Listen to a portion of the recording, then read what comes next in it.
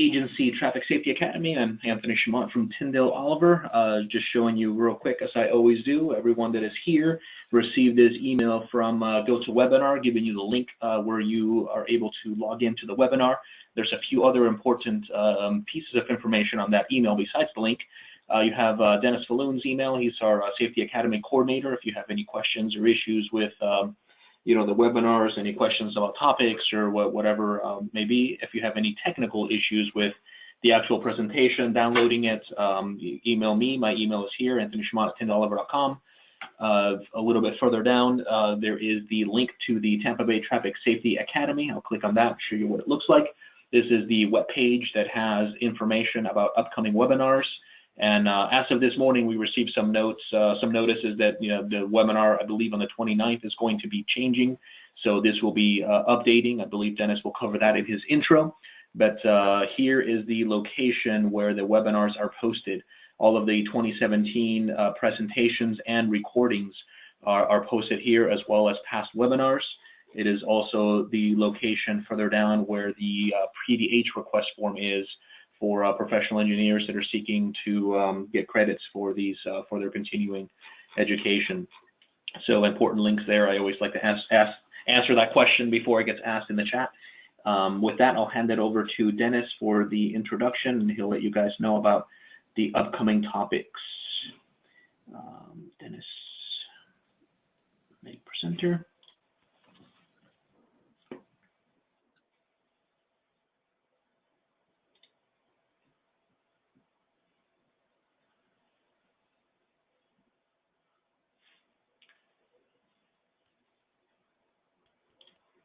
Did you get the request on your end, Dennis, to show your screen?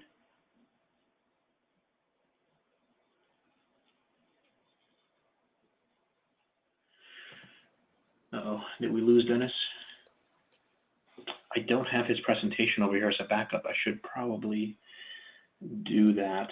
I don't know if we just want to go. Mark, are you there? Yeah, I'm still here, Anthony. Okay. We'll give Dennis a few seconds here to try to log back in. I'm not sure if he accidentally clicked on a button that disconnected him. But if we don't hear back from him, do know that the upcoming webinar topics, I'll share my screen again. Apologize for the hiccup here, everybody. Share my screen, make presenter, show my screen. The upcoming topics, we've got the topic today. Mark Doctor from FHWA is going to be our presenter. He will be talking about reducing left turn conflicts at intersections. This is a bit of a follow-up of a topic where he talked about indirect left turns in general, and that was a very, everybody really liked that topic. We got a lot of questions. It was a good chat, and kind of by popular demand, he was asked to come back and speak a little bit more in depth about some of these left turn conflicts at intersections. We've got the upcoming topics in November. We have 3 scheduled. I'm almost sure that it's Julie Bonds on the 29th that is going to be moved to some point in 2018. So that'll be moved down to this to be determined date like the other webinar. So we do have the November 1st, the November 15th, and the December 13th webinar that will be coming up. We've got 3 for the end of the year, not counting today's. And again, the past webinars are here, and we have all the information posted online for these. I guess with that, I'll hand it over to Mark Doctor. Please type your questions in the chat pod, and Mark has asked that we hold the questions until the end, so we'll have our Q&A discussion in the end. He just has his train of thought to go through, and it should be a good presentation. I'm excited about this topic. Make presenter. All right, thank you, Anthony.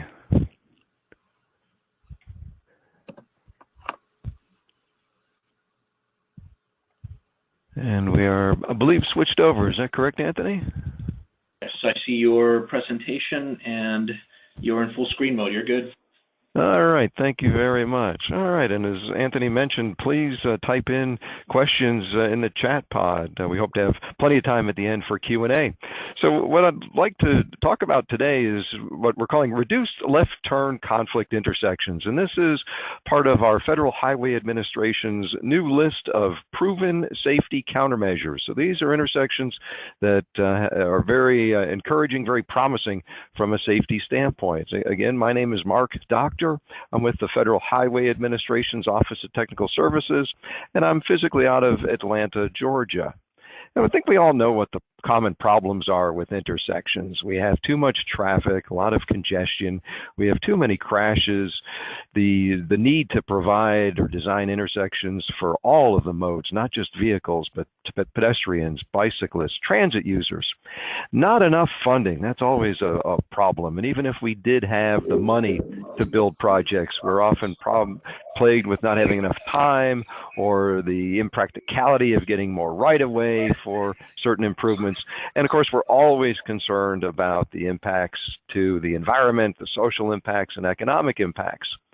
But safety is a big concern. And here is a national listing of the numbers of intersection fatalities that occurred in 2015, one of the most recent years that we have data for. And the orange highlighted states are the top 10.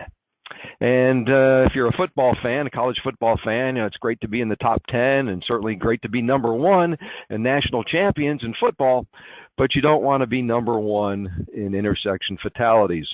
And very sadly, Florida is number one in terms of the numbers of intersection fatalities. And that's higher than California, higher than Texas, and certainly a lot higher than the remaining top 10, including my home state of Georgia. So this is something that obviously Florida would like to do something about. And I see that on December 13th, you're going to have a webinar from Alan Eller-Foley to talk about Florida's Intersection Control Evaluation Process, or ICE. And that's very encouraging. If you haven't heard about ICE, or Intersection Control Evaluation, I encourage you to certainly attend that webinar. And I think it's ultimately a way to help bring those numbers down. If we look at what's going on at intersections from a safety standpoint, if we peel the onion back a little deeper to look at the types of crashes, angle collisions, these are the T-bone crashes, the right angle type of collisions. They're usually high speed, high impact angle, high energy crashes, and they're about 40% of the fatal crashes at intersections. Left turns, particularly at signalized intersections, can be problematic if there is a permissive left turn involved where the driver has to make a judgment in terms of making an acceptable gap in oncoming traffic. That can be a challenge. So left turns account for about 20% of fatal crashes at intersections. And then very, very sadly, from pedestrians and bicyclists, they represent about 25% of the fatal crashes at signalized intersections. So with all this in mind, I've kind of gotten a little philosophical here, and I want to share with you my postulate on intersection safety. I've thought about this long and hard. Well, not really, but it's not rocket science. But if we give drivers the opportunity to make a mistake, eventually they will. Let's think about that a little bit. We are all human beings, and as drivers, we do make mistakes. Even the best of drivers will occasionally make an error. And if we give drivers the opportunity to make a mistake, an error, well, eventually we will. And that's just a reality of life. And as we think about how that applies to intersections, if we take a typical four-legged or four-approach intersection, and we think about conflict points. Intersection safety is really an exercise in managing or dealing with conflicts or conflict points. And these are the vehicular conflict points. And there are three basic types.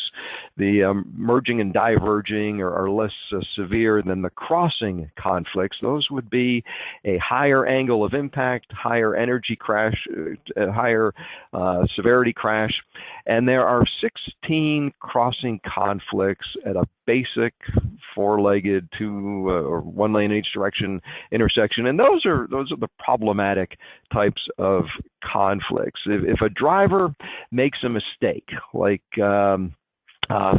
misjudging a gap in oncoming traffic to make a permissive left turn, or if a driver violates a traffic control device, let's say they blow through a red light or run a stop sign. Well, it's these conflicts of the paths that vehicles travel that if a driver makes an error or if a driver violates a traffic control device, the conflict is what is essentially a potential crash, a potential collision. So throughout my presentation, we're going to talk about how these innovative designs reduce the conflict points and how that affects safety. So safety, and especially if we're thinking about safety in terms of reducing the fatal crashes and the severe injury crashes, because crashes will occur, but there's a difference between a property damage only collision and a collision that seriously disrupts the human being, the human body, or involves a fatality. And so if we think about managing safety and managing fatal crashes and severe injury crashes, it's really about managing speed and angle of impact. And it does make a difference. We know speed makes a difference, but also angle of impact. And this kind of gets into line with what a lot of people would refer to as the safe systems approach to safety. And if you haven't heard about this, it's not it's been around for a little while, maybe relatively new in the United States, but these principles that have been adopted by several Scandinavian countries and now Australia, New Zealand, and even several Canadian provinces are embracing this philosophy. And the safe systems approach is based on a few key principles. It recognizes that the human being will make mistakes. We need to accept human error. We need to recognize that the human body has certain frailties, especially as we age, and that managing safety is really about managing kinetics. So that third principle about designing for a forgiving road environment and also crash energy management. Another way to think about this is designing for kinetic energy. And Australia has done some very good research on this. This is pulled from one of those research projects done in Australia, and it correlates the variation of speed and impact angle with the kinetic energy involved in a crash, in a collision. Now, we always knew that speed was a factor. That's kind of obvious. If I have a higher speed collision, there's going to be more kinetic energy involved in the crash and more likely that it is a severe collision. But angle of impact also has a surprisingly large influence on kinetic energy. And if we can reduce the angle of impact, we can bring that kinetic energy down, make collisions more survivable. So it's not just speed, it's also the impact angle. And if we think about a traditional orthogonal intersection where, say, a T-bone collision impacting at a 90-degree angle, well, what if we could bring that down to less of an angle? So managing speed, managing impact angle is really key. And if you think about roundabouts, and I'm not going to talk much about roundabouts today, but as we all know, roundabouts are a very safe intersection choice. Well, part of that is that even when a collision does occur at a roundabout, it's usually a lower speed and it's a lower angle of impact. So it manages kinetic energy. Also, it has fewer conflict points. Instead of 32 conflict points, a roundabout only has 8. And none of those are crossing conflicts, the more severe crossing conflicts. So a roundabout, I think, is a great example of this philosophy of reducing the number of conflict points, reducing speed, reducing angle of impact, and how that correlates to better safety. And the concept of conflict points is not just between vehicles, it's also between vehicles and pedestrians. And at a typical intersection, we have 4 vehicle pedestrian conflict points. And just like with vehicles, not all conflict points are equally as problematic.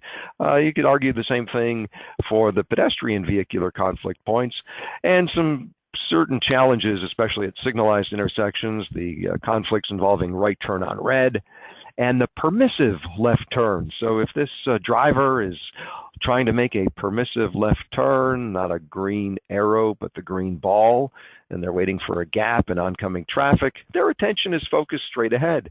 And maybe they don't see the pedestrian that is crossing legally in the crosswalk. And when the driver gets an opportunity to make the left, they quickly take that gap, and that can be a challenge for pedestrians as well. So managing conflict points with pedestrians and vehicles. And beyond safety, also, let's think about operations. Let's think about mobility, delay, congestion.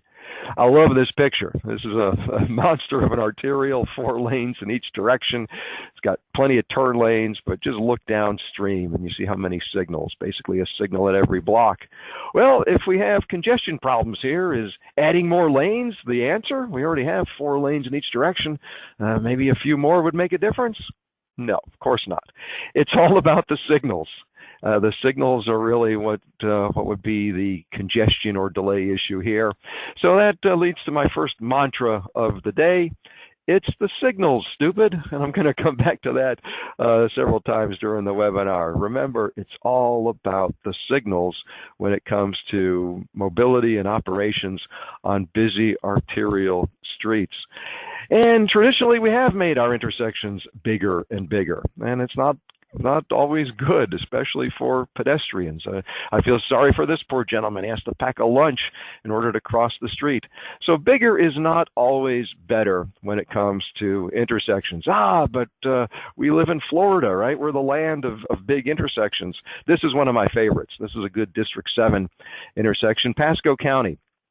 Florida State Route 56 and Bruce B. Downs Boulevard. I'm very familiar with this intersection. My brother lives in Pasco County, so I go down there quite a bit and been through this intersection many a times. And this is a manly intersection. If you look at it, we've got triple left turn lanes on all of the approaches.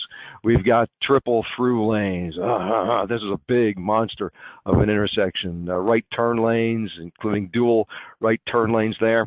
And look at that ped crossing. That is magnificent, right? That's crossing 11 lanes plus the median divider there, plus the right turn channelization. I looked on Google and just scaled that off. It's about 250 feet for a crossing distance. That's a nice workout to get from one side of the street to the other. And if we think about how we would time this, especially for the PED signals, if we use the typical MUTCD assumed pedestrian walking speed of 3.5 feet per second, well, that's about 72 seconds for just the pedestrian clearance interval. So this leads into my line of jokes that I have. I'm thinking of going on tour with, you probably heard the "you might be a redneck if" line of jokes. Well, I'm going to start this, your intersection might be too big if. And your intersection might be too big if you need 3 digits on the countdown timer. That's a dead giveaway that maybe we've got too big of an intersection. And I won't even get into jokes about cycle lengths at signals in Florida because, I guess I could. Cycle lengths in Florida, as you know, we've got some long cycle lengths. And, well, as you know, Florida also has the most senior citizens of any state in the country. But it wasn't that way when the light turned yellow.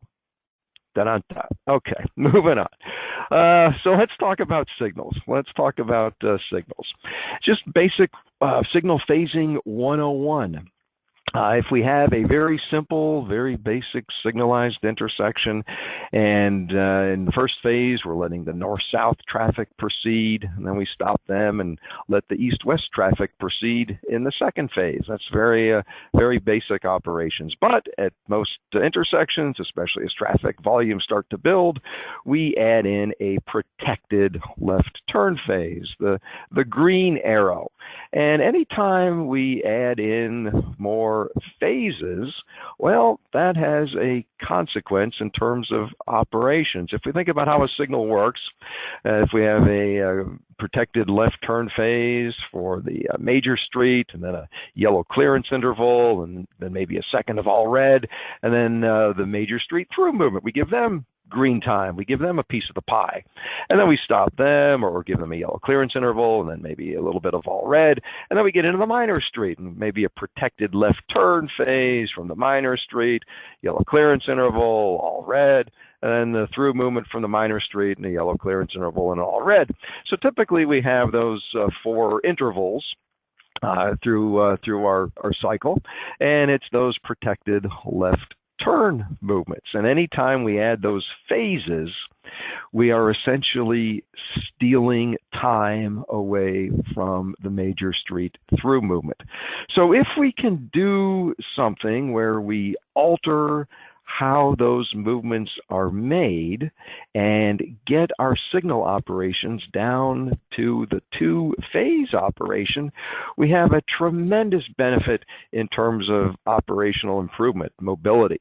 So these designs, these reduced left turn conflict intersections, in addition to being safer, also give us the potential for great operational advantages. So if we can go from this back down to 2 phases by somehow strategically relocating the left turn movements, we are giving more green time, or have the ability to give more green time to the major street through movement. And that makes a difference. Even if we can incrementally add 15 seconds, 20 seconds, whatever it is, it may seem minor, but it does have almost like an exponential benefit in terms of reducing the overall delay at the intersection.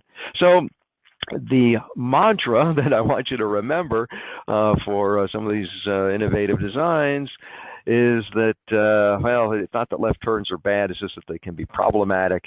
And what I'd like you to remember is this concept that all rights is all right. And by all right, I mean all right turns, if we can somehow handle the left turn movements in some other way. Now, let me play this little video clip for you. Common safety problem, especially at rural 4-lane divided intersections, these crossing conflicts, these T-bone collisions, high energy, high speed, high impact angle, and this is very common. And the problem is primarily at the far side of the intersection. As human beings, we do a better job of judging for gaps, judging for speed, for traffic coming at us on the near side, or what would be traffic coming at us from the left side. But it's the far side that we have a much more difficult time judging for gaps, judging speeds.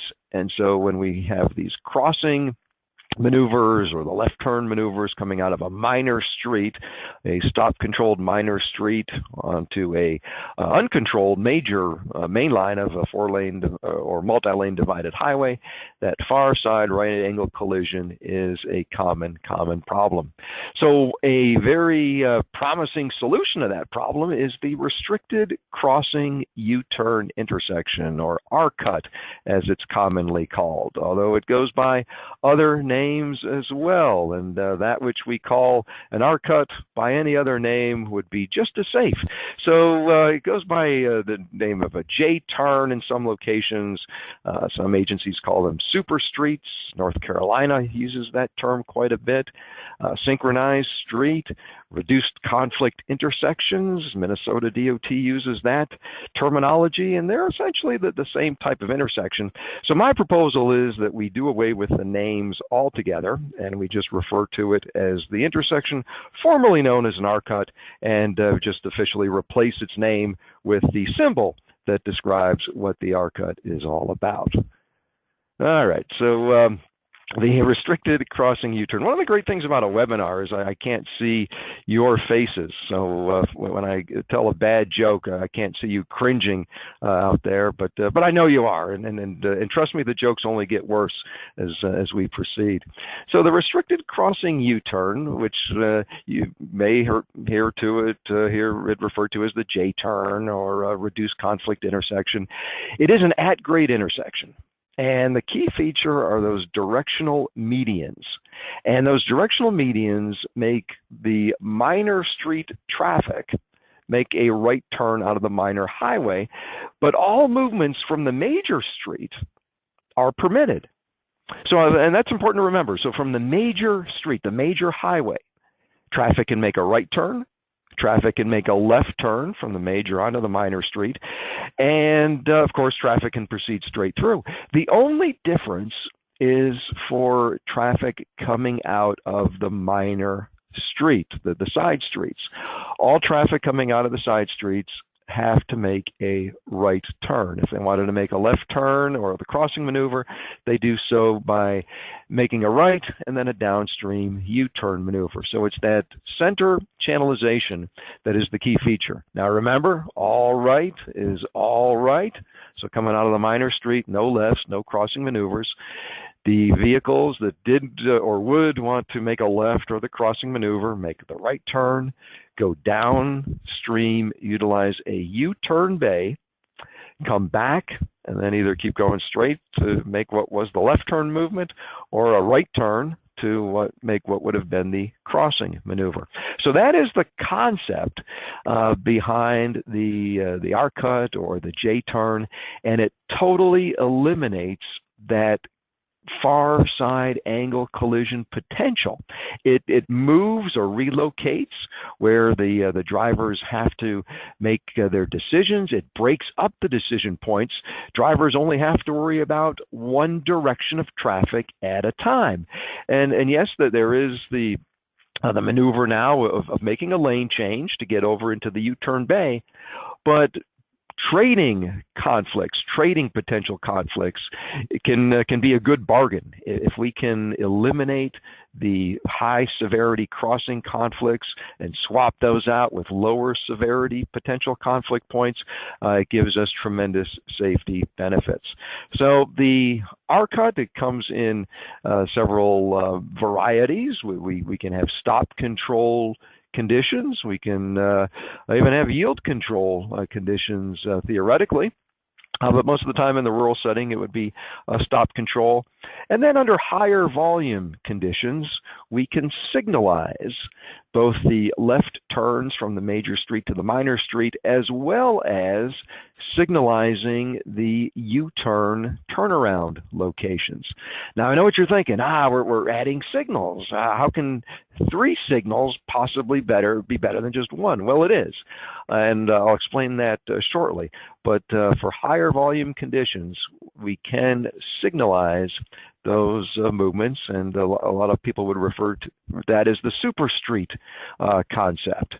So here's an example of a signalized R-cut or super street, and you can see that there are dual U-turn lanes, and the right turns out of the minor street, those are actually triple right turn lanes.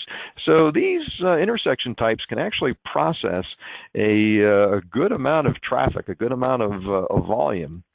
And remember, it's the signals, stupid. So if we're dealing with a high volume arterial, if we can make those signals operate better, that's really the advantage to the super street or the signalized R-cut. Because what oftentimes happens in developing areas, maybe a suburban arterial where we didn't have signals, well, stuff happens. We get new shopping centers popping up, new restaurants, new hotels, new big box stores, whatever. And development comes in. What do we typically do? Put in a signal. And what kind of signal? Well, of course, we provide protected left turn phases, both on the major and minor street. And so before you know it, we have a previously well-operating arterial that now is just one signal after another. Well, as an alternative to accommodate the development, accommodate the growth, the new stores, well, what if the arterial was handled as a super street with signalized R-cuts that operate with the 2-phase operation? That's the critical element of this, getting it down to 2 phases. With the R-cut, The U-turn maneuver, if it's signalized, takes place at the same time as the right turns out of the minor street and the protected left from the major street to the minor street. Then the other phase is for the major street through movement. So if you look at this comparison of a conventional intersection and the amount of green time that the major street through movement would have compared to a signalized R-cut or super street, it's about giving more green time, more mobility to the major street. Also, because we're able to do that, perhaps we have opportunities to shorten the cycle lengths. Wow, what a novel concept is shortening the cycle lengths. Florida is infamous for long cycle lengths. In fact, I think it's part of our Florida statute that we have cycle lengths of at least 240 seconds. No, that's not true. Please, that's another bad joke. Our cycle lengths should not be that long, but it's not uncommon to have some 180-second cycle lengths in certain parts of Florida. And no matter where you are, no matter what part of the state you're in, take a look at your cycle lengths. It's probably long, and try not to make them longer. If anything, shorter would be better if we could. And shorter cycle lengths reduce the delay, not just for vehicles, but also for pedestrians. Just like cars are sitting waiting at those red lights for what seems to be an eternity when we have a long cycle length, what about the pedestrian that's out there waiting for the walk indication as they're waiting in the blazing hot Florida sun, just waiting for the opportunity to cross the street? So anytime we can reduce cycle lengths, that's a potential benefit as well. So the R-cut, or the signalized superstreet, has a couple of potentially huge benefits. Perhaps the opportunity to reduce cycle lengths, but also definitely the opportunity to give more green time to the major street through movement. And here's another important consideration with how the signals work at an R-cut. We never have to stop both directions of traffic at the same time on a signalized R-cut. Unlike a traditional intersection where we've got to stop both directions to let the left turns out, the protected left turns, we don't have that at this signalized R-cut. So here you see the blue arrow and the red arrow, eastbound and westbound traffic. At a signalized R-cut corridor, the two directions of flow are basically able to operate like one-way streets. And when we have one-way streets, one-way pairs, it opens up a whole world of opportunity from a traffic engineering perspective. You can do all kinds of neat things. Not only does it make it easier to try to get wider bands for signal progression, but because we never have to stop the two directions at the same time, there's all kinds of cool things you could do. You could even operate different cycle lengths on the two directions. So like, for example, maybe there's a heavy inbound commute pattern in the morning and a heavy outbound commute pattern in the afternoon. Theoretically, you could have different cycle lengths for the two directions based on time of day. So all kinds of cool things that can be done from a signal standpoint if we can operate these as a corridor. And agencies that have probably had the greatest success in terms of preserving mobility in corridors like suburban corridors where new development occurs, new subdivisions, new big box stores, when they've been able to implement an R-cut corridor, they've had the greatest success. And so this is one example out of North Carolina. And I want to leave you with a couple of homework assignments. Don't have time to play these videos as part of this webinar, but in the materials I've given you these links to the YouTube sites where I would greatly or strongly encourage you to watch these two videos on two examples in developing suburban areas where the R-cut was put in, or a corridor of R-cuts was put in as an answer to accommodating development, providing access, providing signalization, but yet preserving mobility on these two very important routes. And these are two very good North Carolina examples. So please, when you get a chance, watch these short video case studies that Federal Highway Administration developed. Now, the obvious issue or concern with the ARCUT is because all of the minor street traffic has to make a right turn is, well, at what threshold, at what traffic volumes on the minor street does this design no longer become feasible? And it really is the minor street traffic that is the issue. For the major street, because all movements can still take place. The only limitation from the major street demand standpoint is how many lanes do we have. So whether it's a 4-lane highway, a 6-lane highway, or an 8-lane highway, it really doesn't matter. We can accommodate a lot of major street demand if the lanes allow for it. The issue is the minor street traffic demand. And so this table comes from the Federal Highway Administration's informational guide on the restricted crossing U-turn, and it basically implies that if we're dealing with minor street volumes, minor street demands with an average daily traffic of 5,000 or less, that typically that can be accommodated with the unsignalized ARCUTs. There's nothing magical about that number, but it's a good rule of thumb. And if we start to get much higher than that, probably going to be looking at having to signalize the movement, the ARCUT. And when going to a signal, and you saw the example earlier of a triple right turn lane and dual U-turn bays, but even that has a practical upper volume threshold. So for minor street demands, about up to 25,000. And again, there's nothing magical about that number. It's not a magical cutoff. It's not to say you can't go a little higher. We'd want to do a traffic analysis to actually verify that. But as a rule of thumb, as a starting point for consideration of when these designs are applicable, it's a good upper level threshold. If the minor street demand gets significantly higher than 25,000 cars a day, then the next intersection that we're going to talk about is probably a better choice. But I wanted to present this to you because it is important to understand sort of the niche from a traffic standpoint as to where the ARCUT fits in. And it is really about modest to low side street traffic volumes.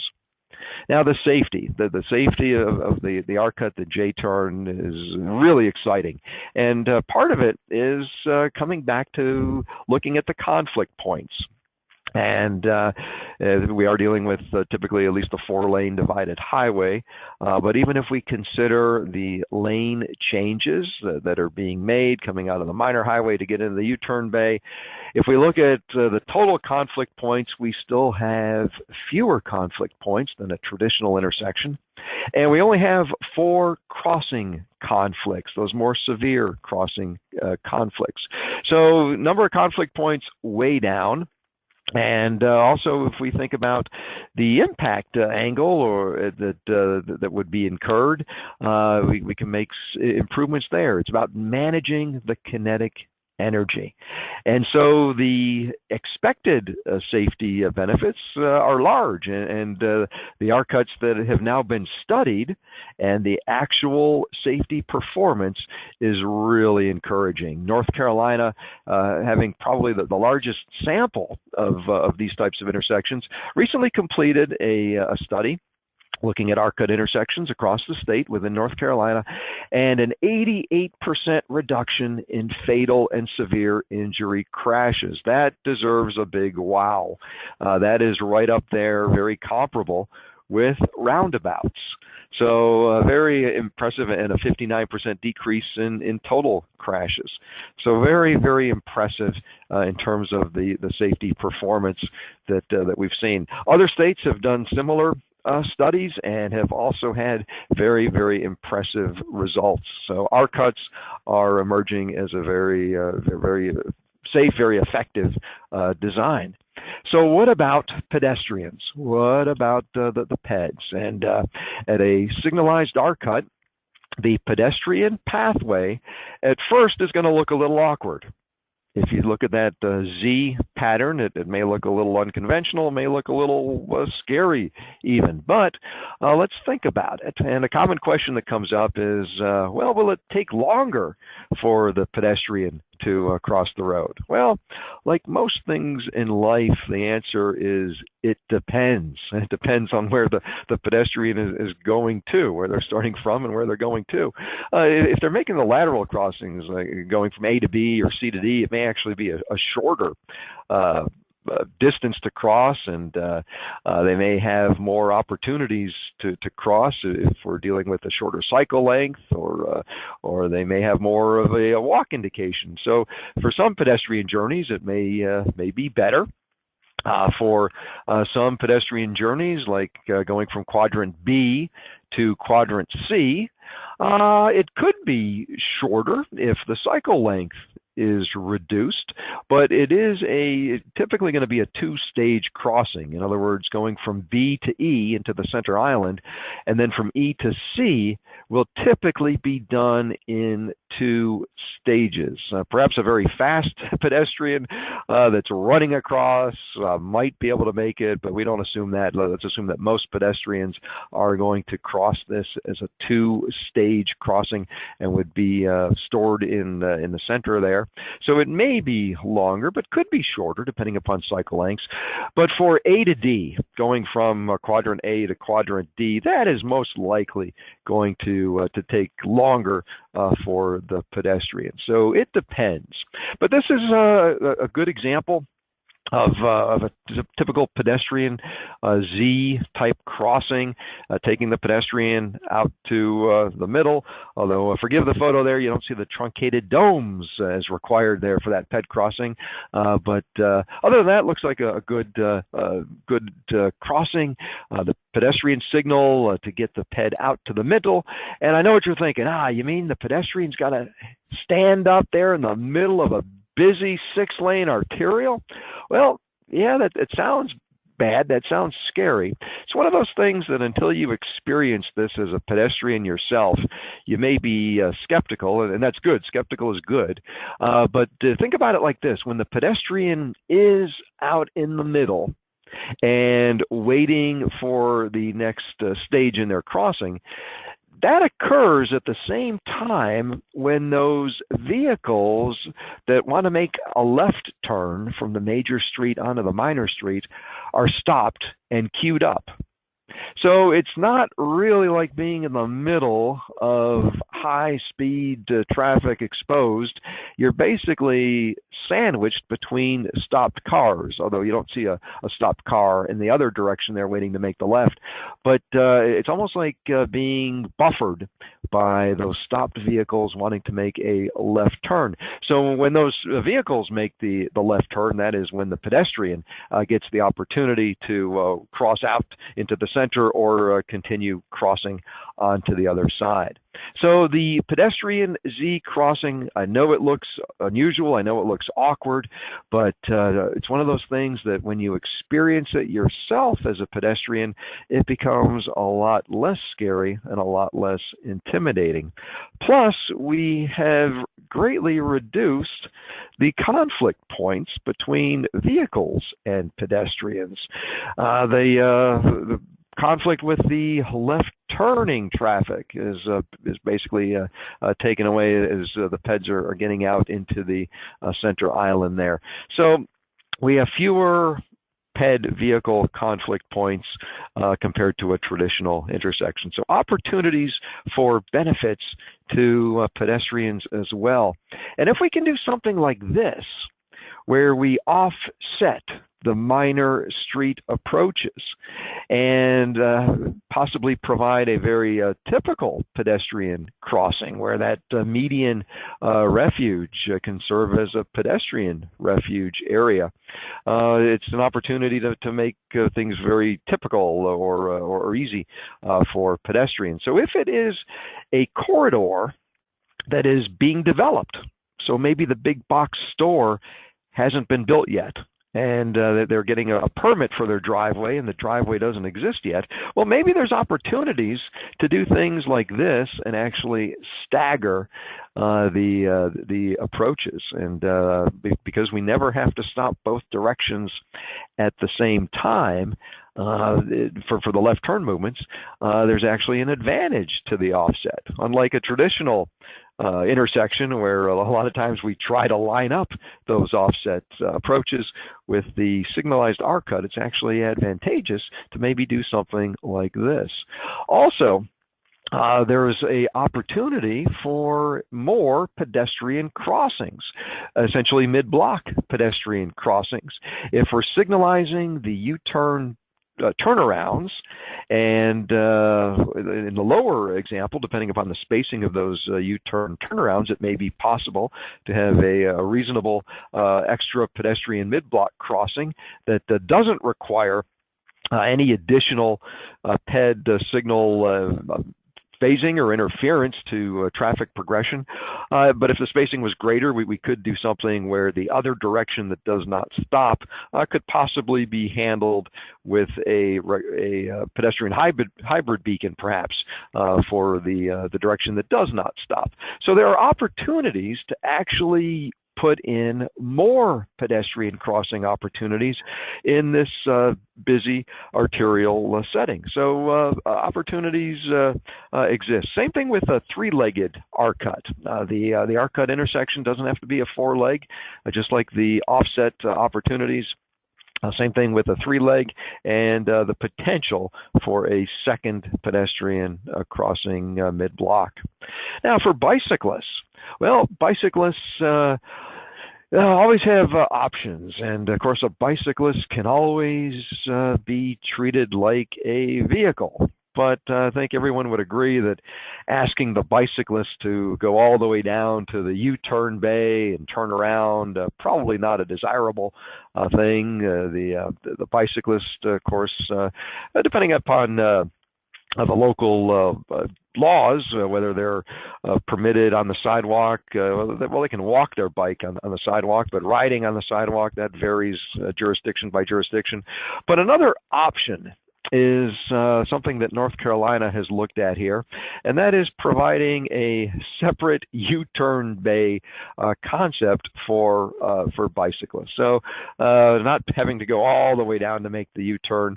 Or another possibility is somehow getting the bicyclists down the center, and basically providing a movement that bicyclists can make that vehicles could not. And again, this is all just for the minor street movement. This would be for a bicyclist crossing from the minor street to the other minor street. In case for the major highway, for a bike path on the major highway, there's no difference.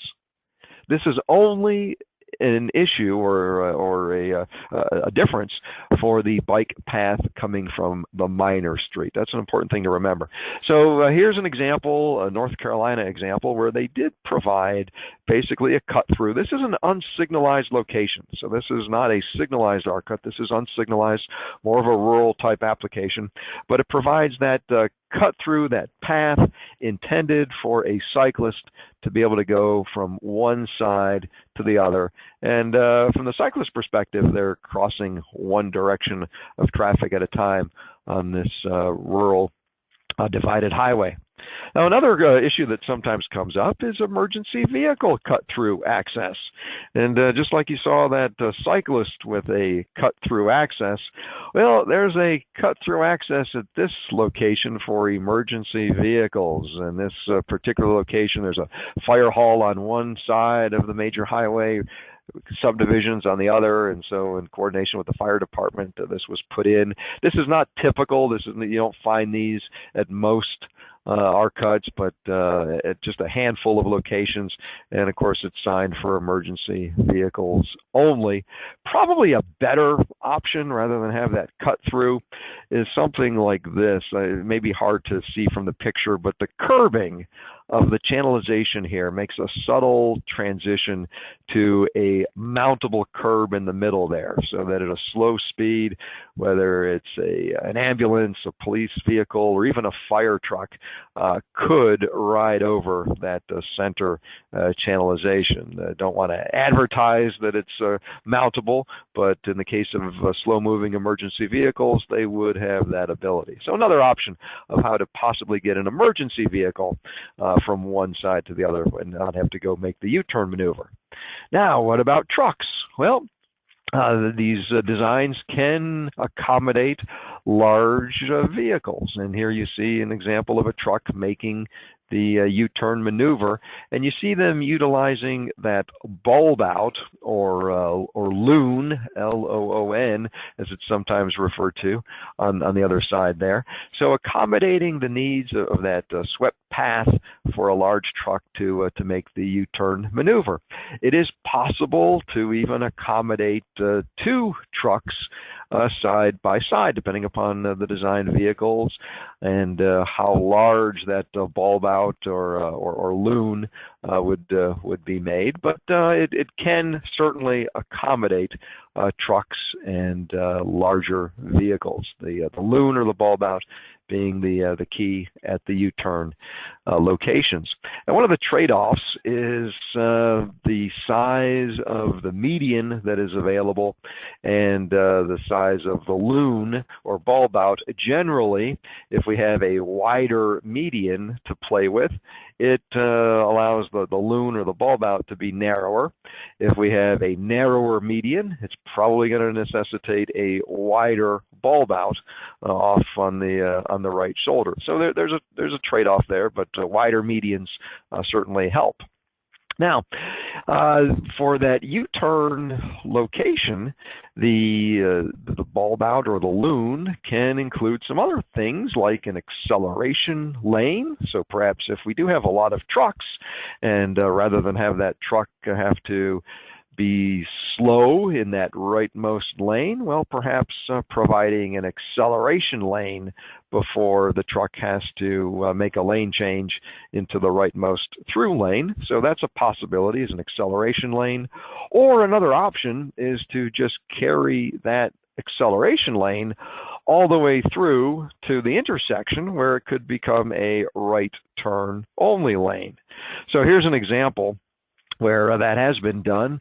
This is a Tennessee example, kind of a rural example, unsignalized, but you see the turnaround feeding into what essentially becomes a right turn only lane at the intersection. So various ways of handling that. So what I want to summarize is the R-cut, the restricted crossing U-turn or super street. Very, very encouraging in terms of the safety benefits, very encouraging in terms of the operational potential, and yes, they can be designed to accommodate all users, including the needs of large trucks. The biggest thing being the side street traffic demand, and as side street traffic demand starts to build, then the practicality or feasibility of the R-cut starts to diminish. Now, as the minor street volume gets heavier and heavier, this next design, the median U-turn, then starts to become perhaps the next intersection that would be worthy of consideration.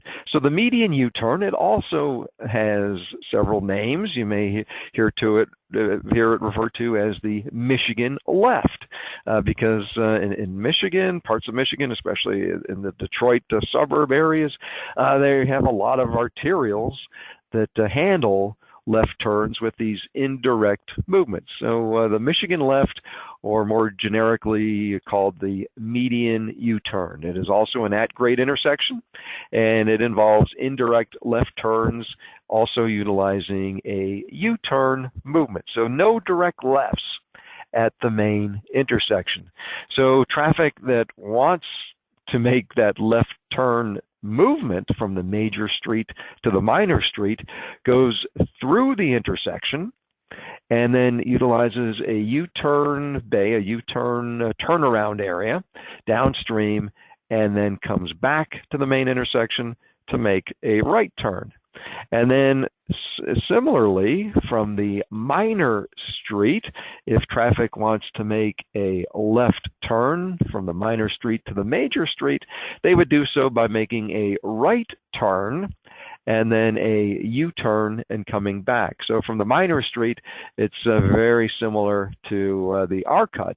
But what's different between the median U-turn concept here and the R-cut that we just talked about, from the major street to the minor street, the left turn movement. Whereas in the R-cut, that was a permitted movement. In the median U-turn, there are no direct lefts at the main intersection. So the difference being, for the major street left turn movement, you go through the intersection, make a U-turn, and come back. But obviously they are similar in that they involve the U-turn maneuver. Now, the beauty behind this concept is in how the signals operate. Because we don't have those direct left turn movements, there's no need for the protected left turn signal phase. So the green time that and the yellow clearance interval and all red that would have gone toward those arterial and cross street protected lefts, well, we're able to give those slices of the pie to the other movements, the arterial through, or perhaps even the cross street through, and we've reduced the lost time as well.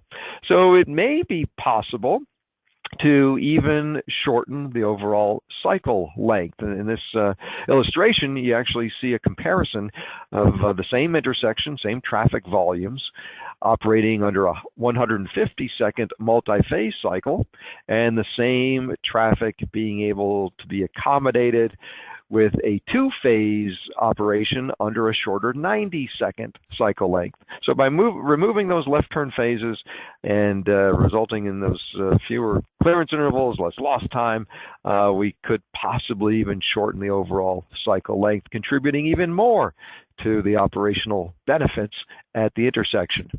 And from a pedestrian standpoint, if we can shorten the cycle lengths, it basically gives more walk indications in a given period of time. So if you think about, well, how many times within an hour would the pedestrian be given the walk sign, the walk indication? Well, with a shorter cycle length, actually they would be given more opportunities so that there's less delay from the pedestrian standpoint.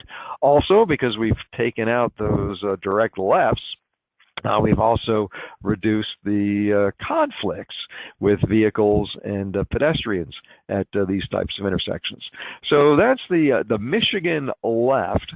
You're probably thinking, well, that's fine if you're in Michigan and you've got those medians like they do, but what if we don't have those medians? Well, the same concept can actually be applied even if you don't have any divided median. And so essentially the same concept, but a little different twist to it.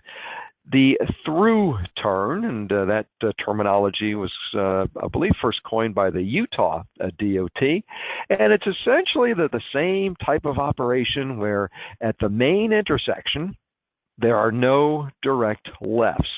You make the left turn movements by going through the intersection and then utilizing the bulb out or loon to turn around, make a U-turn, come back, and then make a right turn. So the through turn concept, and again, without the median, we may need a larger bulb out, but it is still possible. So Utah has several of these, and they're usually put in problematic intersections where there's not room to expand. It's not practical to add more turn lanes without buying up the very valuable commercial properties that are on the quadrants, and grade separating. Well, besides being expensive, sometimes grade separating these intersections and these suburban type arterials isn't even practical because you can't provide the access connections, and then you'd still be buying out property. So even with money and the opportunity, sometimes the practicality isn't there. So sometimes the only alternative that we're left with is tinkering with the signal phasing, and that's exactly what the through-turn intersection does. It does perhaps allow taking away the left turn lanes because we're no longer allowing the direct left, so we may actually be freeing up some space within the intersection. But by taking out the direct lefts, and having those movements accommodated by going through the intersection, making a U-turn and coming back, well, in a suburban type setting like this with a lot of development, the location of those turnaround bays can be challenging. And I want to show you a couple in particular. The one on the very bottom of the picture, the U-turn is part of a intersection. It's part of a minor three-legged intersection that includes access into that minor street and the turnaround. And then the one on the right side of the picture is a U-turn and access into a parking lot of a commercial establishment. So even if we don't have a lot of choices in terms of where those U-turn bays can be located because of existing development, well, it is possible to co-locate them with existing access points, whether it be minor streets or commercial access points. So let's take a look at the one down in the south, down here, that connects to a minor street. So there is an additional phase to this signal because we're still allowing the left turns to come out from the minor street, but it's not that minor intersection that we're worried about. It's the main intersection, and that would be operating as a two-phase operation, able to push traffic through. So here you see the U-turn, turnaround, also accommodating the left turn movement into this minor street. So a very interesting concept and various ways of making it fit in even a built-up environment. It's not just Utah that has these. In Tucson, Arizona, they use the term express left. I really don't care what we call it. If you want to call it the gator left, by all means, go right ahead. It's the same concept. It's about taking out the direct left turns, going through the intersection, utilizing U-turn bay, and coming back. And I want to share with you a couple of more great video case studies. And you've got these YouTube links. And the first one is really great little video that shows what would be the first through turn in Idaho, in Boise, Idaho. And I think a great little video explaining how these work and what the advantages are. So it's not just a Utah thing. It's making its way into their neighboring states as well. So the through turn concept is invading Idaho. So more and more agencies, more and more locations, more and more states are utilizing these designs, and I think that's great because the more mainstream they become, the less scary they become, and also the more information we have to draw from in terms of good practices, what works, what maybe doesn't work so well. So it's really exciting, really encouraging how these designs are being applied, and the only thing that tends to hold us back is our own reluctance to try new things. And I mentioned earlier that Florida is embarking upon the intersection control evaluation process, and really at the heart of the intersection control evaluation intent is to have agencies, and not just Florida DOT, but certainly local agencies as well, take a serious consideration of the options that are on the table. And we have more options now than ever before. And these are just two of them: the R-cut, the median U-turn, and their variations. And as more agencies deploy these things, the more we see how truly effective they can become. So my challenge to you is, if Boise, Idaho can have a through turn, and nothing against Boise, Idaho, but yeah, it's impressive in terms of how these concepts are quickly spreading around the country. So please do your homework and watch these two videos. There are more video case studies that are out there, but I like these. These are my favorites. These make my my top 10 list. So let me just move on with a couple of other similar concepts. These aren't directly part of our reduced left turn conflict intersection family, but they're cousins within the family. The bow tie intersection. The concept is we take out the direct left turn movements. We take out the protected lefts. So how do you make those movements? Well, you can make a right turn, utilize a roundabout as the U-turn, and then come back. Roundabouts, especially single lane roundabouts, are fantastic at facilitating U-turn movements. And so here's the concept that some people call it the bow tie intersection. And the one on the right isn't even a real roundabout. It's a dummy roundabout. It doesn't even have a cross street. It just facilitates the U-turn movement. So there are various ways of doing essentially the same thing, of taking out the protected left turn phases at the main intersection. The quadrant roadway intersection. Very similar. Instead of making the left turn at the main intersection, all of the left turn movements are made by way of a quadrant roadway intersection. And even if those are new signalized intersections, even if the quadrant roadway doesn't exist today, it's actually an operational net benefit to have those three intersections, and they do kind of work together. But having those three intersections, as opposed to just that one, the main intersection, the big high volume intersection that may otherwise be plagued by heavy volume left turns and the left turn, protected left turn movements and phases. So eliminating some or all of the left turn movements, that's another thing. You don't necessarily have to eliminate the lefts in all four quadrants, but just two of the opposing quadrants, and that would take out one of the protected left turn phases, but that frees up more green time that could be given to the other movements, and therefore improving operations at the main intersection. And even the old jug handle intersections, these things have been around a while, especially up in states like New Jersey and Pennsylvania. They've got a lot of them, and they've been around since the 1950s. And the concept is similar in that you don't have the direct left turn movement from the major highway to the minor highway. All turns are made by making a right turn onto the jug handle, and then to make the left, you just proceed straight through. It's a signalized intersection, but it takes out one of the left turn phases. So jug handle intersections, and yeah, even though they're common in some states, New Jersey, Pennsylvania, every once in a while they pop up in the most unusual places. I had someone send me this photo in Sarasota at Fruitville Road and Sarasota Center Boulevard.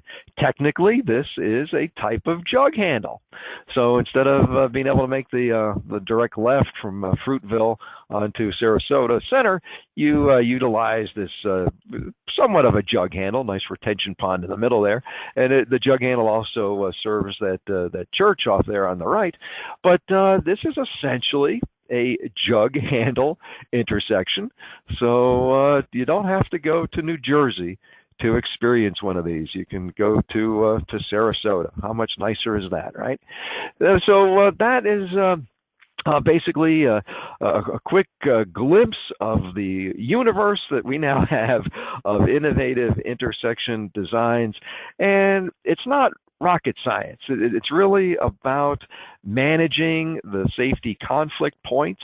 It's about either eliminating conflict points or trading conflict points. I would gladly trade a crossing conflict for the merging or diverging, or a rear. It's basically trading a angle collision for a rear end collision. They tend to be less severe. So either eliminating or modifying conflict points, or from an operational standpoint, it's all about the signals. Remember my mantra, it's the signal, stupid. It's about handling those movements in some other way other rather than providing a protected left turn phase. So the information that we shared with you today, it's all available from our Federal Highway Administration's informational guides for easy access. Let me just leave you with our webpage at safety.fhwa.dot.gov/intersection. And so you can download the electronic versions of all of our informational guides, and including links to roundabout references as well. So with that, before we get into our Q&A session, and again, I would encourage everyone to enter their questions in the chat pod, but before we transition into Q&A, I would like to ask Anthony to put up a poll question. And the poll question is, what are some of the reasons why your agency may not want to consider implementing these innovative intersection types? What are some of the reasons? Or maybe you do consider these intersection types, and that's great. But if not, we're curious as to what perhaps some of the potential issues are. So with that, Anthony, I'm going to I guess transition back over, if that's okay, so we can look at the poll and also get into the Q&A session. Okay, thanks, Mark. The poll question is up right now for the audience. We've got some responses on there. We'll let folks answer. As a panelist, Mark, if you bring up the little the window, you have your your PowerPoint maximized, but you actually are able to see the responses as they're coming in. But I'll read them out to you in case you don't want to have that as they're coming in. That I'll wait. I don't want to bias everyone's opinions as they're answering. And remember, guys, check all that apply. So if you have more than one response, you are able to select more than one. So it's click the one that most applies. But if you're kind of torn between two or three, you are able to select more than one. Looks like we have a pretty good trend here. We have a pretty good trend of mostly all of the above so far. Let's go ahead and end the poll here and share the results. Close and share. So 51%, Mark, fear of negative public reaction. Drivers won't understand. That is the majority of the audience is saying that. There's effectively a three-way tie for the bottom three. 34% says the business owners would object. This is bad for business. 29% says because we've never done this before. 29% says my agency would or currently does consider these. And 6% says fear of liability. What if somebody gets killed out there? So I'm happy to see that the fear of liability is not very high on the list, but definitely the public involvement, the just the agency, the business owners, and the fear of the traffic, not knowing what they are the predominant causes. Very good. Yeah, thank you, Anthony. Thank you for sharing that. And that's not surprising. And yes, the fear of negative public reaction. And I'll be honest, I'm not going to sugarcoat it. I'm not going to say that is easy, by no means at all. Just like anything, these innovative designs at first appear different. They appear perhaps awkward. Perhaps most folks wouldn't even understand what we're trying to do, what the benefit is. That is common. But I can say that agencies that have toughened it out. In other words, expect the negative, expect the criticism, expect it, and we manage it, we deal with it. We try to craft good messages. We try to inform the public, first of all, if it's a safety issue, and that sometimes that need for improving safety is apparent and obvious and helpful. But if it's perhaps operational and trying to explain things like how the signals are going to operate and why it's better. That can be a little more challenging, but you're absolutely right in that fear of public reaction is a critical aspect in getting a good public awareness campaign, and not just the general public, but certainly the business owners, the important stakeholders, the business owners along the corridor, elected officials in the community, all of the usual folks that get excited or concerned about a project. It's very important to articulate why these are better, what the long-term benefits will be, and agencies that have done that, have undertaken that process, and have been able to implement these intersections. Most of the time, the public reaction quickly becomes favorable. And never 100%. You're never going to get 100% of the folks, even if someone realizes that it's better, they may not admit it in public or in a newspaper column. But most people do acknowledge that, hey, yeah, this is much better, especially if they see the congestion dissipate, and especially with the safety advantages. So, yep, a fear of public reaction, expect it, but manage it rather than let that be a reason not to perhaps make an intersection choice that is safer and better for our community, and certainly communicating with the business owners as well.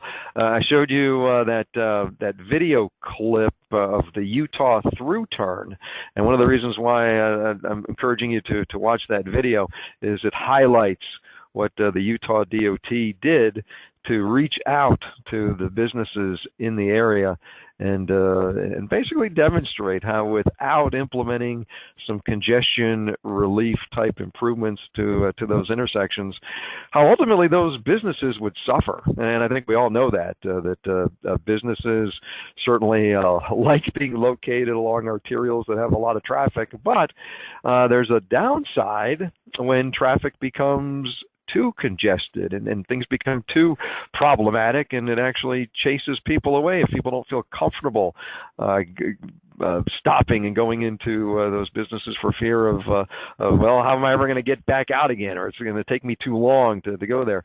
That can actually be bad for business. So preserving that trade-off between good mobility and good access management, these designs can actually help us in that regard. So thank you, Anthony, for that poll, and that's good feedback from the participants out there about what may be an impedance, and it's not uncommon. And I'm also delighted that so many folks indicated that they're already thinking about these designs. That's fantastic. So I guess with that, we're able to go into the Q&A session. Yeah, some assurance for you, Mark. Early on in the chat, when you made the comment about it being difficult not seeing the audience and seeing their reaction, people wrote into the chat that your quote unquote bad jokes are welcome. So they're a good diversion from their busy day. Great job on the presentation so far. So. Immediate feedback on that. As soon as you said that, there was a few comments in the chat. So the presentation style is definitely something that we always get positive feedback whenever you present from us. Thanks, Anthony. That just encourages me to come up with more bad jokes, though. Yeah, we need to work on that list. You might be too big of an intersection if, or maybe a couple of different categories. I like that. That's pretty good. Questions about R-cuts. What is the cost? And I guess this kind of goes to, this was asked during the R-cut question, but this kind of goes to the Michigan lefts and the super streets and everything else as well. But regarding cost versus traditional signalized intersections, what are some expected cost differences between the signalized R-cuts compared to traditional signalized intersections? Yes, great question. So comparing signals to signals, if we are signalizing the U-turn locations, we are putting up more more signals, more mast arms, more signal heads, more wiring. You have choices with the controller cabinets, but just assume that you're going to have more equipment. And yes, that does inflate the likely cost compared to a traditional intersection. So it is going to vary. There's also the physical construction cost depending upon the median or lack of a median that we're dealing with, and the loon. So obviously there's some physical construction involved, just constructing the channelization in the center island. So but ballpark figure. One way to think about that, and even if it's, and again the costs are going to vary, but on the low side, probably not going to get it for under $1 million, and in Florida probably got to inflate things because of the mast arm construction. I know sometimes just putting in the foundations for a signal mast arm in Florida can cost more than maybe building a whole new intersection in Nebraska. But generally speaking, if we are going to make some comparisons, think in terms of alternatives like grade separating. And if we're thinking about a high volume intersection, that maybe the other option would be a grade separated interchange. All right, well now if we're into the $20 million, $25 million, $30 million for an interchange, all right, the arc cut is going to be much less if it comes in even at $3 million or $4 million. So everything is relative, but it's a great question, and it does acknowledge that because we have more signal installations, if it's a signalized arc cut, and putting in those additional signal heads and the signal equipment would probably inflate the cost. And there's the physical construction cost of building in the channelization and the U-turns. So everything is relative. But here's another way of thinking about it. If we're looking at alternatives, and maybe not even a grade separated alternative, because those generally are almost cost prohibitive nowadays, but if we're looking at alternatives of making the intersection larger, all right, well then we've got to think about the right-of-way costs or potential right-of-way impacts. So sometimes a signalized superstreet can be put in on an existing corridor, an arterial that, let's say currently it's two lanes in each direction, a 4-lane divided highway. And maybe because of growth and development that's occurring, if we were to put in traditional signals, new signals, we may be looking at widening the corridor, making it a 6-lane instead of a 4-lane, or even an 8-lane. Well, compared to that, we may actually have the same or better operations as a 4-lane, 2 lanes in each direction, operating as a signalized arc cut than if it were traditional intersections with 6 lanes or even 8 lanes. So there's different ways of considering the cost comparisons, and potential right-of-way savings or potential savings in not having to widen the arterial may more than offset the additional cost of the extra signal equipment. But yeah, great question. Yeah, it was a very complete answer to that question. You actually thought of a few things that I hadn't thought of. That the only thing that I would add to that as well is a consideration of the reduction in crashes. If you look at the CMF clearinghouse, there's a few crash modification factors that are out there for the J-turns and converting to a super street, and this is actually one of the FHWA 9, or I guess there's 20 now in 2017, one of the 20 proven countermeasures. So I mean, this is definitely one of the rare cases where you have a safety improvement that also increases capacity. So there is a fairly good possibility of having safety funds being able to be used for these types of projects if it's the right location, the right project. So it's not money that would come strictly out of capital improvement money. That there could be an opportunity to piggyback safety funds onto this, because I think a favorable benefit cost net present value calculation wouldn't be too difficult to achieve with the expected crash reductions at these locations.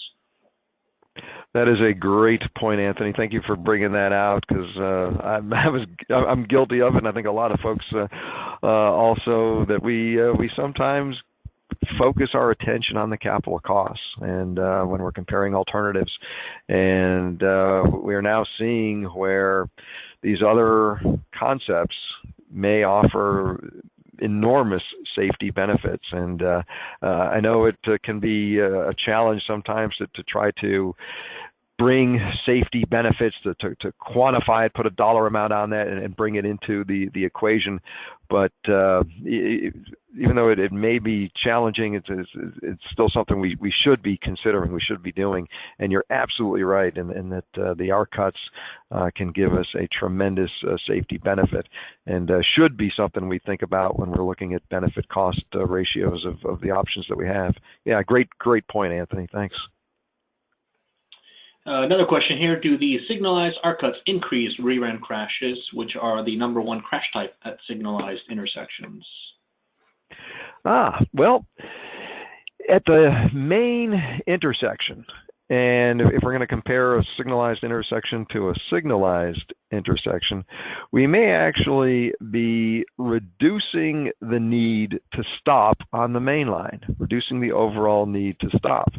So thinking hypothetically, if we can reduce the number of times that vehicles stop, we should be bringing down the rear end crashes. And even though we have, say, 3 signalized intersections with a signalized R cut, under normal conditions, you're only stopping once. In other words, if you visualize this as a driver approaching a signalized R cut, so the first signal you would encounter, let's say, is the signal to stop traffic to allow the U-turn maneuver to be made. So let's say you're stopping at that intersection. But once you get the green light to proceed through and clear that U-turn bay, the signals are coordinated such that most traffic is only stopping once. So you proceed through the downstream main intersection. Now, it's not to say that you want to have some instances where a straggler may get stopped twice, but most of the time, you're only going to stop once. And then once you clear the main intersection in that direction, in the direction you're traveling, you don't stop again at the downstream signal. The signals at the upstream locations for the U-turn bays are only stopping the one direction unless we've got a mid-block PED crossing. But most of the time, it's really only 2 signals that a driver is encountering, and they're only stopping at one. They generally will proceed through the other. So all of that added together, the experience, the actual safety performance that looks at the actual crash experience from conditions where signalized arc cuts were put in, total crashes are brought down. The severe and fatal injury crashes, the highest percentage reduction, but even overall crashes, including, say, the less severe rear-end crashes, most of the time we've experienced a reduction in all crashes, including rear-end crashes. So, yeah, it's coming back to the potential benefit of not having to stop as many cars. And if we don't stop as many cars, we would expect fewer rear-end crashes. Very good. There was a question about the presentation itself, and I wanted to point it out that it is now in the handout pod for the GoToWebinar, and I've posted it as well to the Tampa Bay Traffic Safety webpage. So the PDF of the presentation is located in both places. I believe this is related to arc cuts as well. If I'm looking at the timestamp here, there was a comment about would it make more sense to reduce the fillet on the curbs in the center pedestrian crossing to make it more difficult for cars to jump the curb? So, Yeah, interesting. Yeah, I guess it's great that we can get down to some of those design details, and yeah, there are trade-offs. Whether we should use a vertical curb versus more of a sloping curb. I guess I'm going to caution against a definitive answer there, but there is that possibility that perhaps a vertical curve could give us more, just more of a visual cue, perhaps to the driver. The vertical curve is by no means a barrier. It's not going to stop an errant car, but perhaps provide a little bit more of a visual cue. And so, yeah, there are trade-offs, of course, for vehicles that should be in a slower speed environment to make those turns, but still it is possible for a vehicle to rub up against the curb, and the sloping curb being a little more forgiving in terms of not ripping a tire off the rim, but it's a trade-off. It certainly is a trade-off, and yeah, perhaps in some of the photos you may have seen the sloping curb utilized in the channelization, but that's not to say that perhaps the vertical curb wouldn't have advantages and disadvantages. To piggyback a little bit on the conversation about possibly increasing rear-end crashes, and maybe not, because we have less phases at the signal, which is a very good point.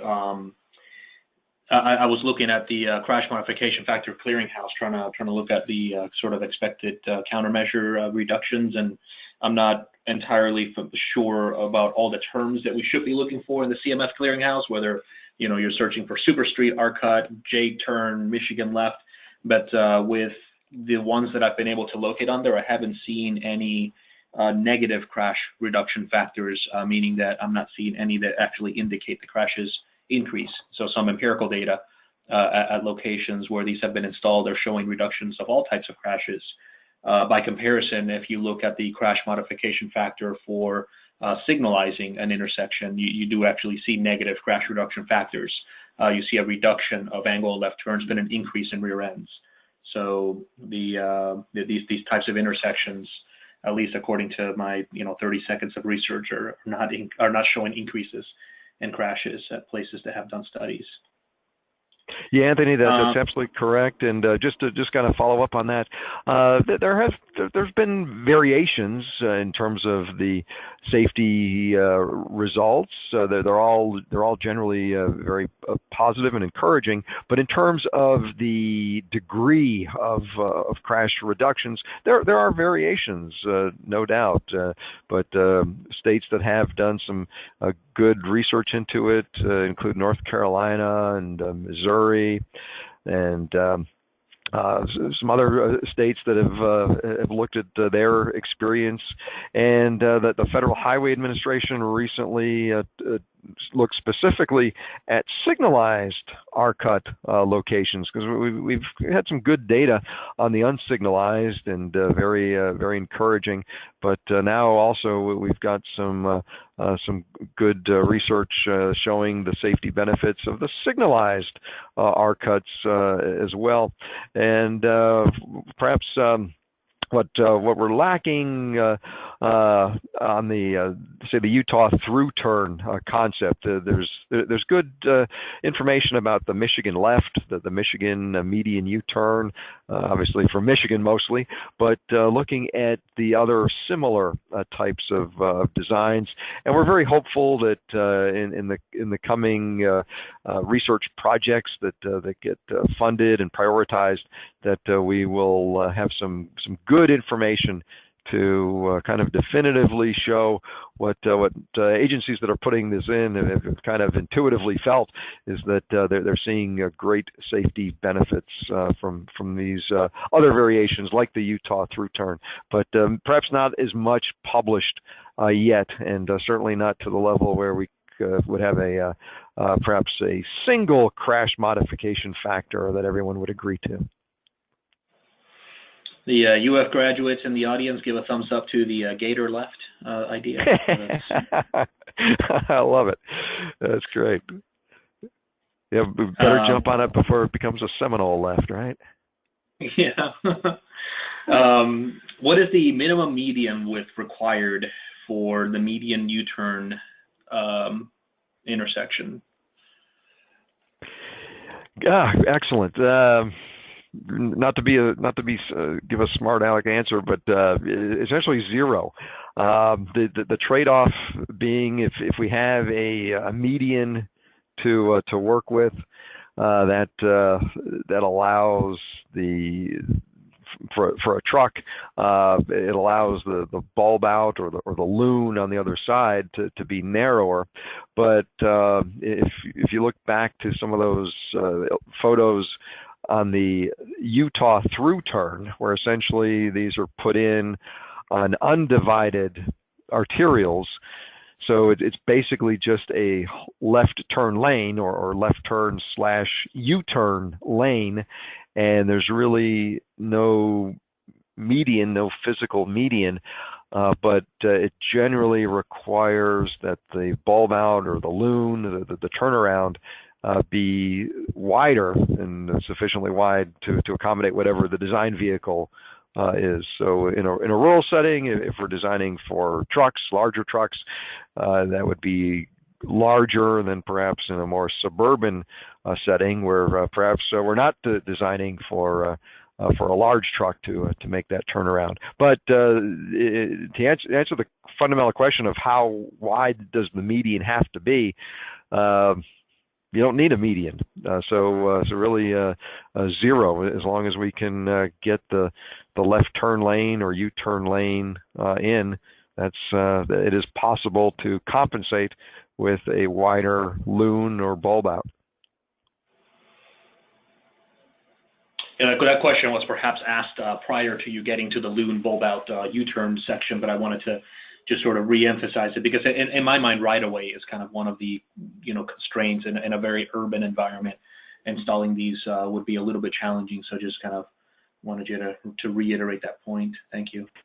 Yeah, absolutely. Right away, and that's that one example from Utah that showed where the turnaround was put in conjunction with a minor street, and then another example of where the U-turn was installed in conjunction with the entry into a parking lot of a commercial plaza.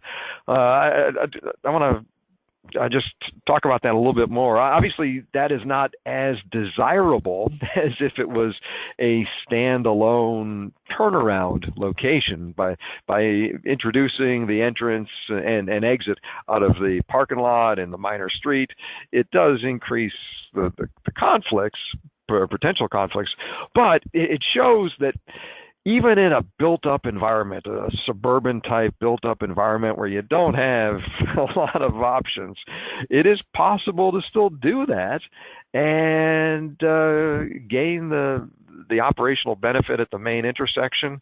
And yes, even though the potential for crashes and conflicts, those turnarounds obviously increases, the net benefit is still what we're after. And so I think it demonstrates what can be done when we're in a bind, when we're in a built environment where we don't have a lot of options and certainly not a lot of locations that call out for, this is a nice clean area to build a bulb out or a turnaround. Sometimes if it's shoehorned in, even in some awkward places, it can still be worthy of consideration. That person followed up with our discussion and said that if we go to slide number 60, it shows the median U-turn, the Michigan left, and it shows the median on there. That's what they were asking specifically. But I think to follow up with your answer, if they were to skip forward to maybe slide 65, that shows that same kind of configuration without the median, where you have the U-turn bay that's off to the side. It's that. What's the word that you use for those again? You used a new word that I hadn't heard before for the U-turn.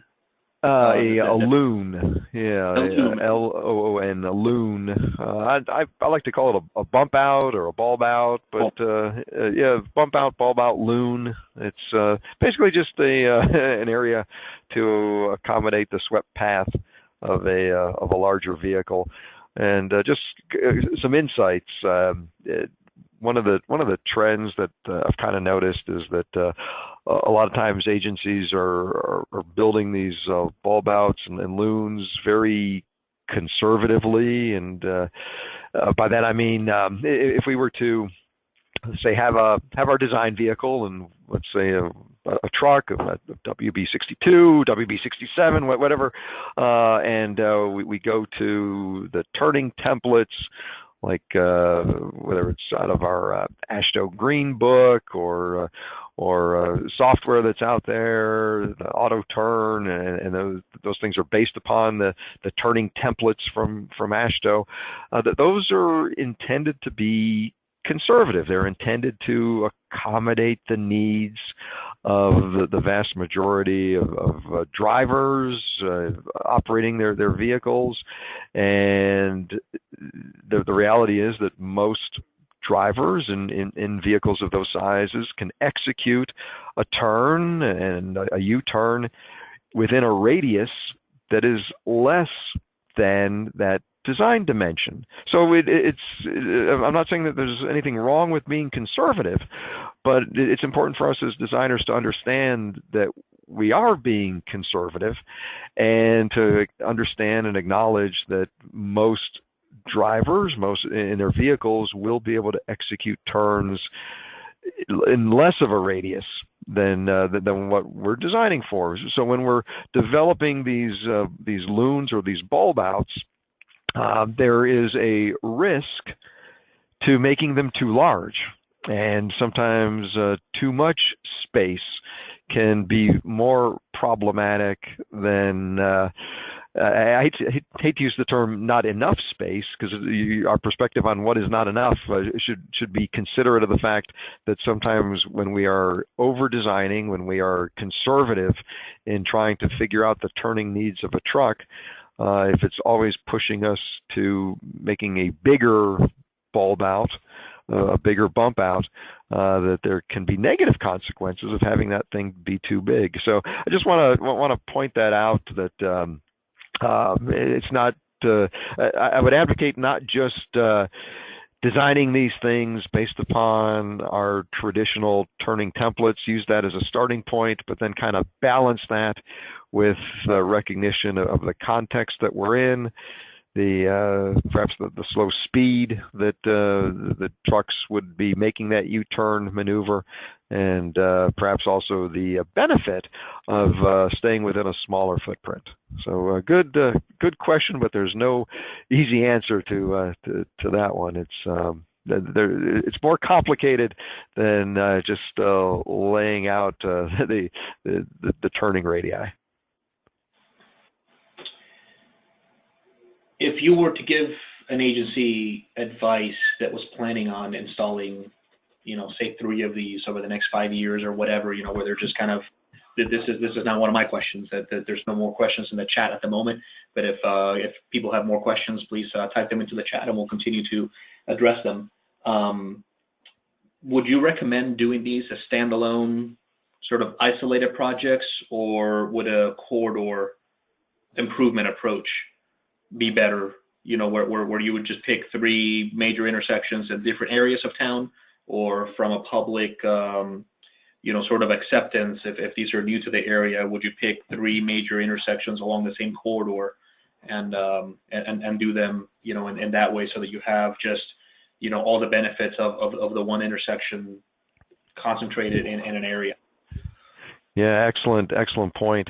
And it really, these can work as isolated intersections. So if, for example, we have a particular problematic intersection, whether it be a safety issue or a congestion issue, and we're trying to focus on that, it can certainly be applied in isolation.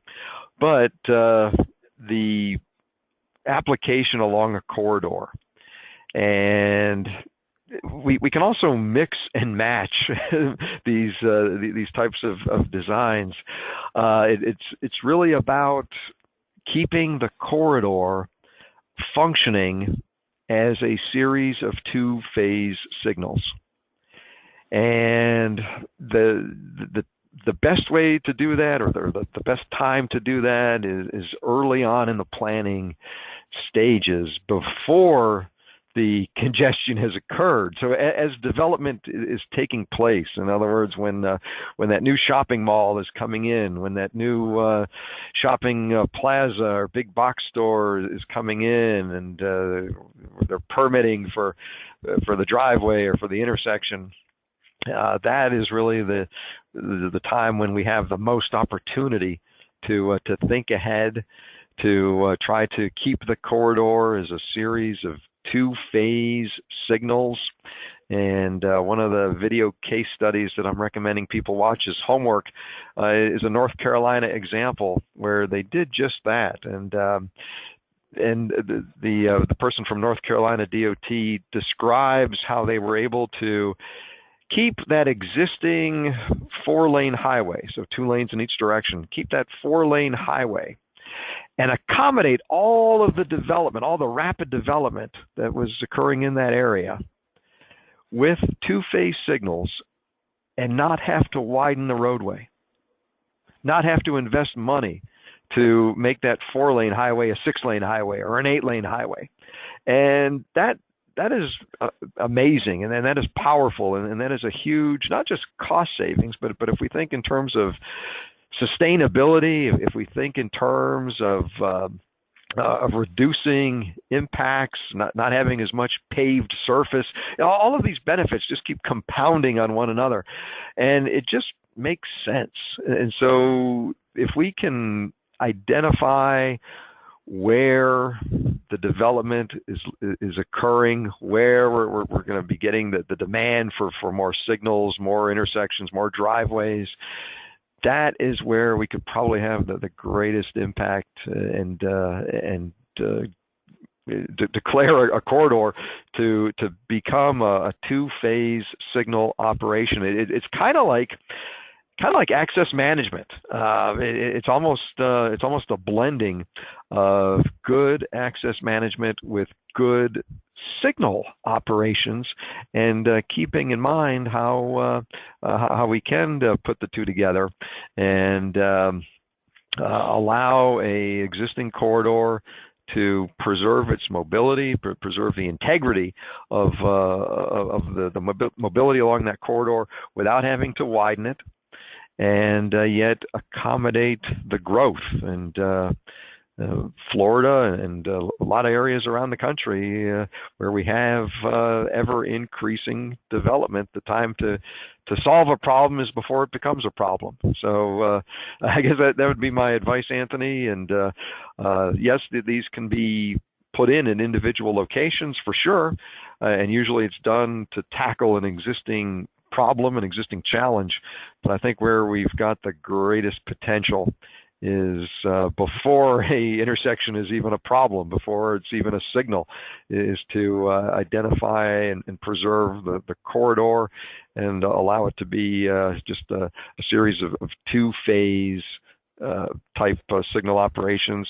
And to be honest, that's the way that North Carolina DOT is evolving. If you look at some of the things that North Carolina is doing, especially around the Charlotte area. So, for example, they put in a new interchange, and along the corridor, as you know, you put in a new interchange off a freeway, and you get development. Well, they plan ahead and try to accommodate the growth, but yet do so in a way that does not jeopardize good mobility.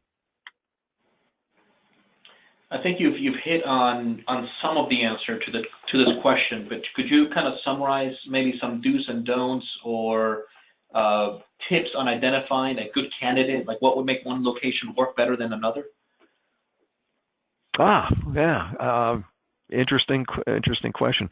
So besides some of the obvious things like opportunities for some right of way, because even if we're staying within the existing number of lanes, existing footprint. Oftentimes there is some right-of-way needed for the bulb outs, for the turnarounds. Even in the built-up examples where maybe we're doing so in conjunction with an entrance into a parking lot or a city street, there's usually some right-of-way or perhaps utility relocations involved. So obviously that's always a consideration, and there are sometimes areas where we just can do very, very little if we don't have opportunities for relocating utilities or acquiring any right-of-way. So that's one that obviously jumps out. Another one is proximity of other signalized intersections. If there are just so many existing signalized intersections along the corridor, sometimes it's not even possible, and these are generally the higher volume intersections. Sometimes it's just not possible, not practical, not feasible. So generally, these work better where we've got some reasonable spacing between the existing signalized intersections. If it's already a corridor of signal after signal after signal, that is going to make it a lot tougher. And not to say it couldn't be done, but it's certainly a factor. And of course, access management. If implementing some of these things are often opportunities to improve access management, things like putting in a raised median along the roadway if it doesn't exist already, managing where U-turns are taking place. So I think access management improvements and these types of designs go hand in hand. But if for whatever reason we're in a corridor where politically, business-wise, whatever the case may be, if modifying access is off the table, it's probably going to put some of these options off of our table as well. So I would just put those out there as some of the potential showstoppers that are out there, and it's just a matter of fact that sometimes, there are conditions that don't make them possible. So we have about 3 minutes before we turn into a pumpkin and everyone goes to lunch. I've got two more questions, and I'll let you choose which one you want to talk about. One is, do you have any other bad jokes you can tell us? Two is, roundabouts were made into a proven countermeasure back in 2012, and big win for the indirect left turns and all these improvements for being put in the list of proven countermeasures in 2017. I don't know if you want to discuss a little bit sort of roundabout versus R-cut, median U-turn. Does it just kind of boil down to volume, because these can handle a higher volume? Why would you do one versus the other? Yeah, volume and kind of the niche of where they are in terms of crossroad volumes. I'm a big advocate of single lane roundabouts. I love single lane roundabouts. Obviously, there's some volume thresholds there. When you get into multi-lane roundabouts, then I think looking at all of our options are good, and I think. Multi-lane roundabouts are probably in the volume thresholds where we're dealing with signal alternatives, and then if we're dealing with signalized intersection alternatives, I always would like to consider the two-phase types of operations versus the traditional multi-phase with protected left turns. So it's roundabouts are great, and certainly should be part of our considerations, but sometimes when we get into higher volume conditions, I think that's where these other designs start to take over. So I take it then you don't have any other bad jokes for us, so you chose the roundabout. One thing I've learned is even a bad joke is not a good thing to keep people from their lunch hour. Hey, Mark, this is Dennis. I'll give the last minute here over to Dennis. I don't know if you had. I know that there was changes in the schedule upcoming, Dennis. make you the presenter Yeah. real quick. So in a minute, Right. if you can. I've got a go couple through. seconds here. Yep. What I was going to let everybody know real Dennis is having internet quick connectivity. is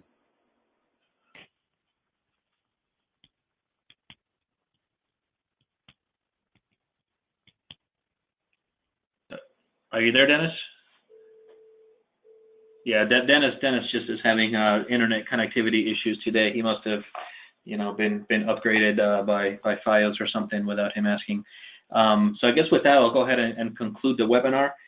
Do note, everyone, that there is a schedule change, that the end of November webinar will be moved to 2018.